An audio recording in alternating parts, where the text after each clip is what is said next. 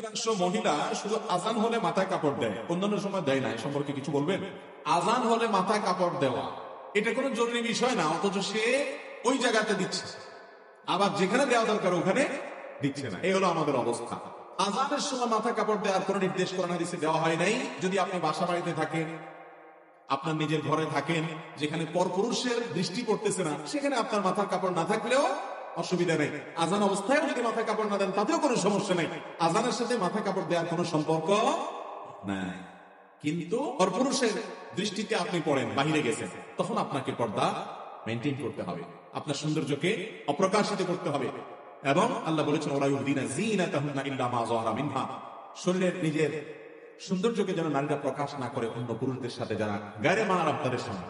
অতএব মাথায় কাপড় দেওয়ার সম্পর্ক হলো, আপনি গায়রে মাহরামের সামনে আছেন, তখন আপনি মাথায় কাপড় দিবেন, সৌন্দর্যকে আপনি ঢাকবেন, পর্দা করবেন। আর